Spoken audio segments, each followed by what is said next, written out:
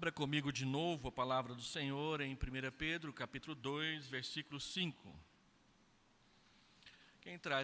Quem conduziria essa parte e celebraria a ceia nessa manhã seria o reverendo Rubens. O reverendo Rubens está completamente sem voz desde quarta-feira.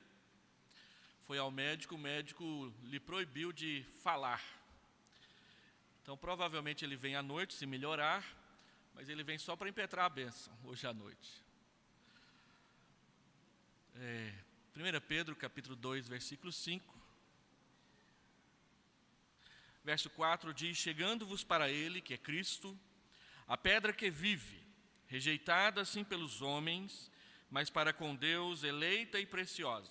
Também vós mesmos, como pedras que vivem, sois edificados casa espiritual para ser de sacerdócio santo, a fim de oferecer de sacrifícios espirituais agradáveis a Deus por intermédio de Jesus Cristo. Uma verdade da teologia reformada é que nós vivemos em união com Cristo. Essa união que nós temos com o Senhor Jesus é uma união vital. A vida eterna que nós recebemos, ela procede da vida eterna do nosso Salvador, Jesus Cristo. É uma união que nos coloca em integridade ou integralmente ligados a Ele, de forma que Ele é a cabeça e nós somos o seu corpo, e como corpo nós andamos e seguimos em obediência a Ele. Mas também essa união nos mostra que toda bênção espiritual, ela também vem por intermédio e vem originariamente de Jesus, o nosso Senhor. Ele é a pedra que vive. Ele é a pedra eleita e preciosa. Ele é o fundamento da igreja e Ele é o Senhor da igreja. Quem somos nós? Versículo 5 diz que nós somos pedras que vivem e somos edificados no presente. A edificação da igreja está em andamento como casa espiritual para sermos sacerdócio santo e com propósito. Observe essa frase do versículo 5, quando diz que nós somos pedras que vivem. A expressão está no plural. Cada um de nós é uma pedra viva colocada na casa espiritual, que é o templo no qual Deus habita. Observe que a palavra casa está no singular. Todos nós e cada um de nós somos pedras vivas, mas nenhum de nós é o templo inteiro onde Deus habita. Nós somos pedras vivas no templo de Deus. A igreja é o templo. De modo que algumas pessoas dizem: mas eu sou o templo do Espírito Santo, então eu não preciso estar tão frequentemente presente na igreja. Isso é uma falácia, é um erro. Nós somos apenas uma pedra no templo, nós não somos o templo inteiro. E a palavra de Deus diz que esse templo ainda não está pronto, ele está em construção. Nós somos pedras vivas e somos edificados, verbo no presente, uma única casa espiritual que é a igreja de Deus. Deus só tem um corpo, Deus só tem um templo, Deus só tem uma família, Deus só tem um povo. Nós muitas vezes nos dividimos entre nós por várias questões doutrinárias, às vezes pessoais, outras tantas vezes pecaminosas, mas diante de Deus ele só enxerga um povo, uma família, um corpo, uma casa, que é a sua igreja. E Paulo nos alerta em 1 Coríntios 3, e depois ele repete no capítulo 6 de 1 Coríntios, que quem tenta destruir a casa de Deus, Deus mesmo o destruirá. Isso nos chama a atenção para como nós nos comportamos como cristãos fora da igreja e dentro da igreja.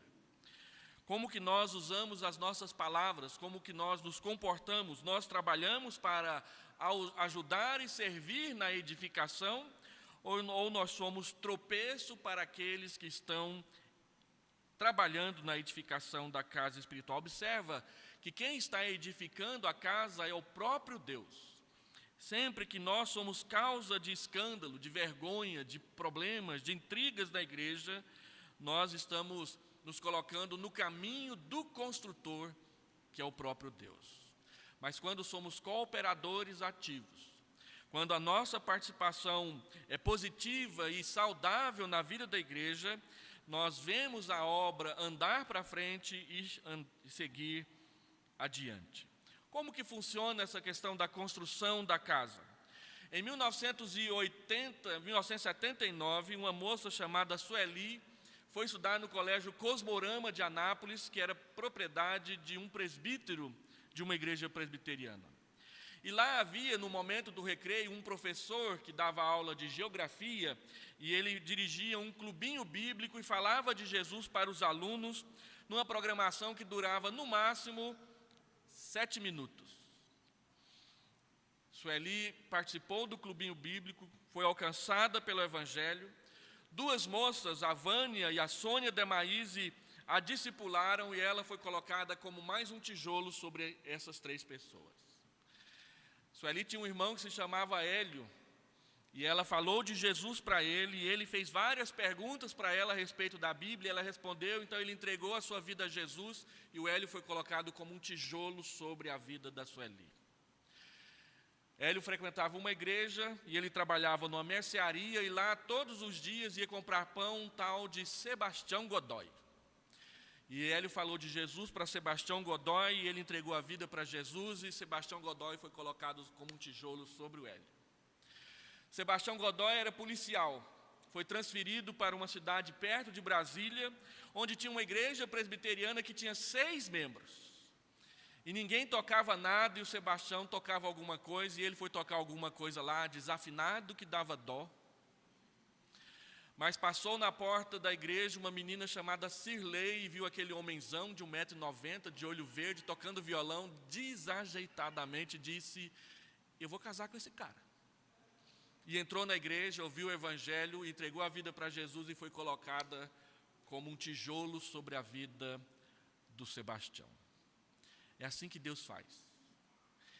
Cada pedra viva vai mostrando Jesus para outra pedra que se torna viva e é colocada na parede do templo.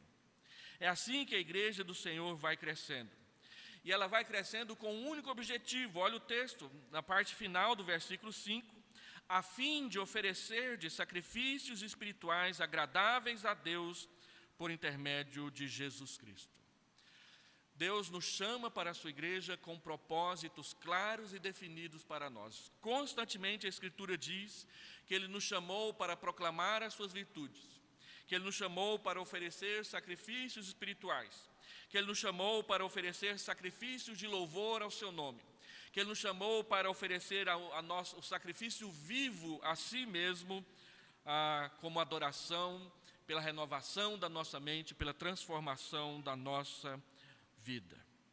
E Ele nos chamou também para manter e ter comunhão viva e ativa com Ele. E nós vamos fazer, mais uma vez, obedecendo a sua palavra, a celebração da ceia. E eu gostaria de chamar os presbíteros que estão presentes para virem participar da distribuição